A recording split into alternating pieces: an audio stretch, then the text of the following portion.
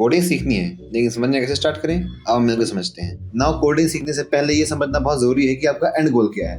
Web development में interest है तो HTML, CSS और जावास्क्रिप्ट सीखो। सॉफ्टवेयर बनाने हैं, C++, जावा और पाइथन बेस्ट चॉइस है, स्पेशली पाइथन जो AI के लिए बेस्ट है। लेकिन अगर आपको प्रोग्रामिंग की स्ट्रॉन्ग फाउंडेशन और प्रॉब्लम सॉल्विंग स्किल्स चाहिए तो C से शुरुआत करना बेस्ट हमेशा रहता है। इसके साथ साथ किसी भी कंप्यूटर एग्जाम की अगर तैयारी कर रहे हो तो उसमें C ही पूछते हैं, जैसे कि गेट या फिर आपका कॉलेज एग्जाम, क्योंकि इनका पूरा सिलेबस C पे बेस्ड होता है। अब ये तो क्लियर होगा कि C से स्टार्ट करना है, लेकिन अगला सवाल ये है कि कोड लिखे कहाँ और रन कैसे करें। इसके लिए दो चीजें चाहिए, एक कोड एडिटर और एक कंपाइलर। इन दोनों के बिना कोडिंग शुरू नहीं हो सकती, लेकिन कंपाइलर का पार्ट थोड़ा ट्रिकी हो सकता है, स्पेशली C++ और C के लिए। जावा कंपाइलर तो सीधा सीधा इस लिंक से डाउनलोड हो सकता है, लेकिन C++ और C के लिए आपको पहले एक वेबसाइट पे जाना होगा जो डिस्क्रिप्शन में दी हुई है।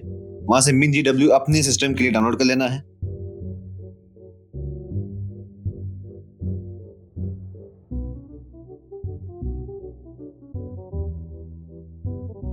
डाउनलोड करते करते सारे ऑप्शन पे टिक कर देना है।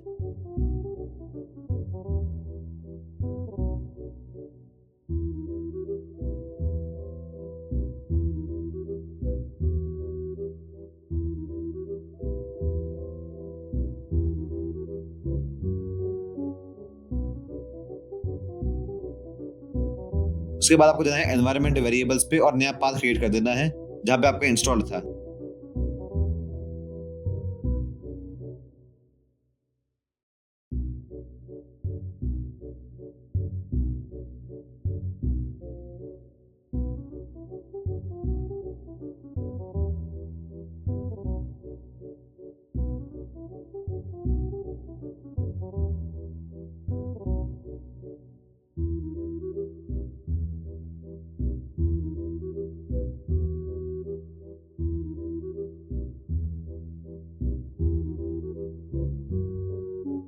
इंस्टॉलेशन के बाद आपको पहले कमांड प्रॉम्प्ट खोलना है। कमांड प्रॉम्प्ट में आपको पहले ये वाली कमांड डालनी है जो डिस्क्रिप्शन में दी हुई है।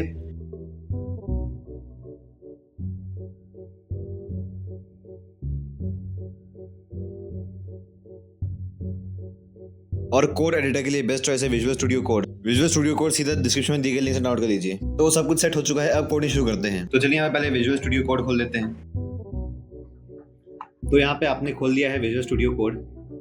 जब आप इसको खोलेंगे तो आपको ये वेलकम दिखेगा और आपको फोल्डर ओपन करना पड़ेगा।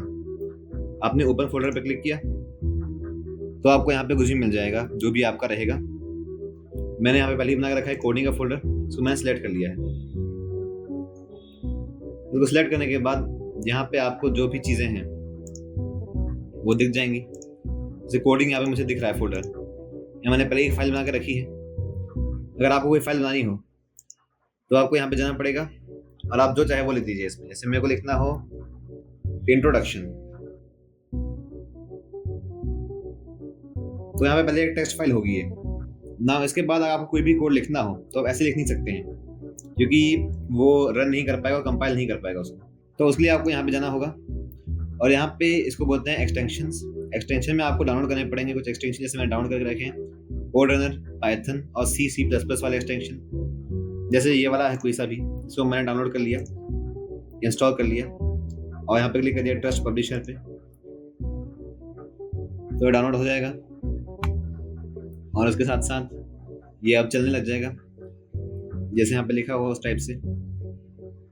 तो यहाँ पे आप जाएंगे वहीं पे एक्सप्लोरर में और आपका जो भी था, जैसे मेरा इंट्रोडक्शन है यहाँ पे, इस पे मैं गया। अब मान लीजिए मैंने यहाँ पे कुछ भी लिखना शुरू कर दिया। इसमें यहाँ पे लिखा #include और यहाँ पे इनइक्वालिटी सिंबल और यहाँ पे मैंने दिया इंक्लूड। जब मैंने ऐसे लिखना शुरू कर दिया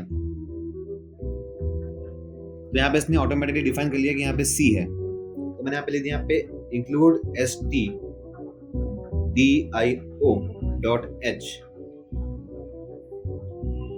ठीक है। अब इसको लिखने का कारण ये होता है कि ये होती है हेडर फाइल, और इससे क्या होता है कि ये कंप्यूटर को बता देती है कि कौन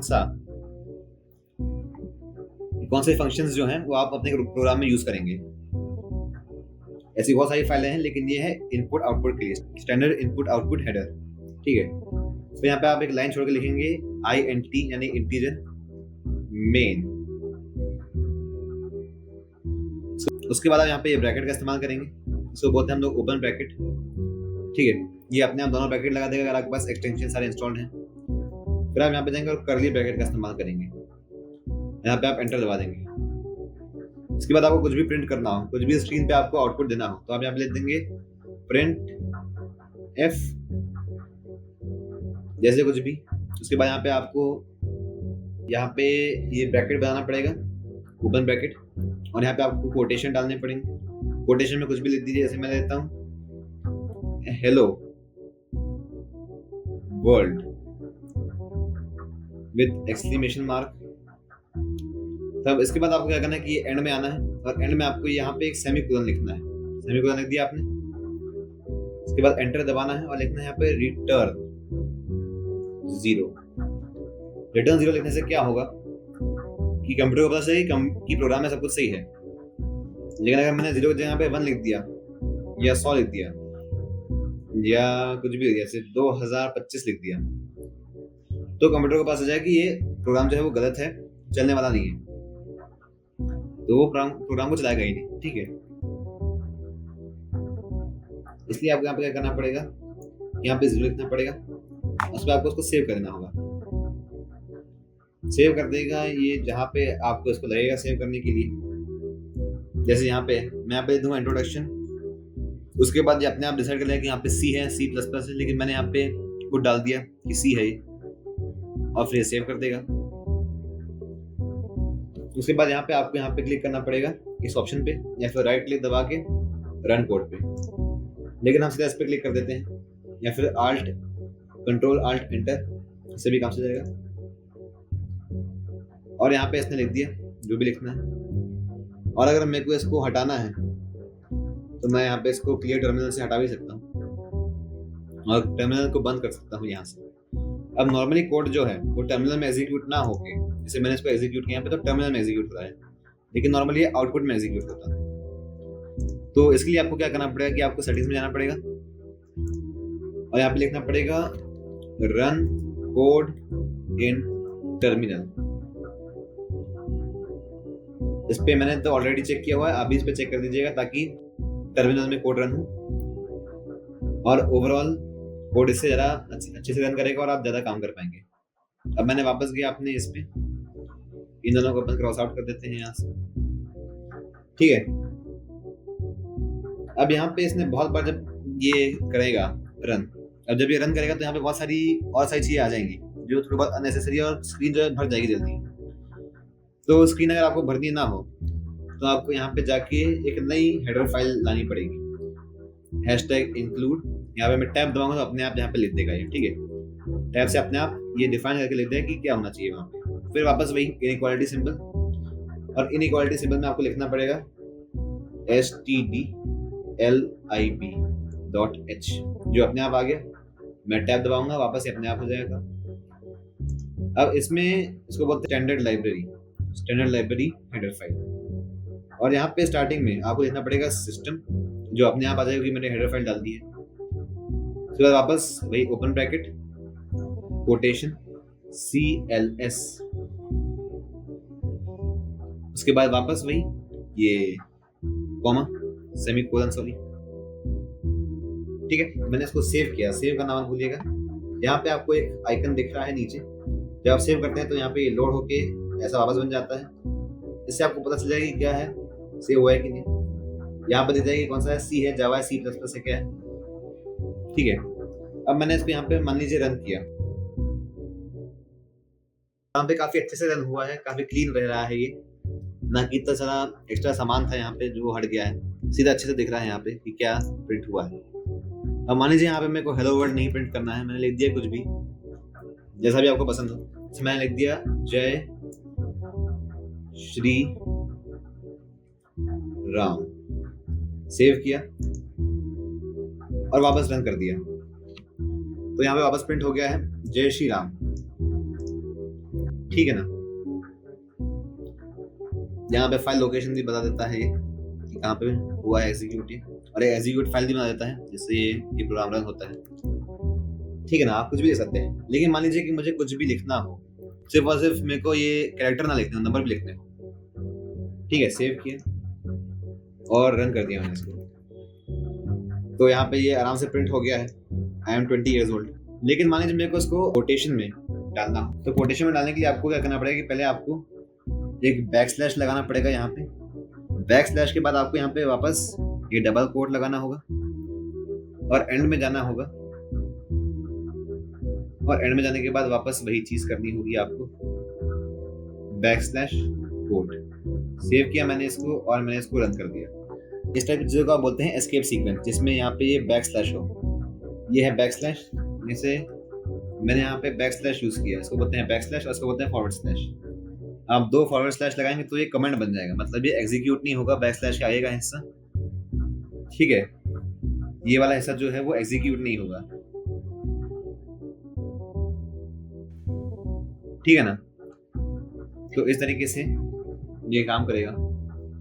अब मान लीजिए कि मुझे एक ही नंबर को बार बार यूज करना है, ठीक है ना। जैसे मुझे यहाँ पे 20 को बार बार यूज करना है, बार बार मेरे को 20 लिखने की इच्छा नहीं है, तो आप चाहें तो यहाँ पे आप लिख सकते हैं इंटीजर n, तो बोलते हैं वेरिएबल। n जो है वो एक वेरिएबल है, आपने वेरिएबल को यहाँ पे इनिशियलाइज कर दिया है, मतलब कि वेरिएबल की वैल्यू पहले ही डिफाइन कर दी क्या होगी शुरुआत से। तो मैंने n को लिख दिया 20, ठीक है।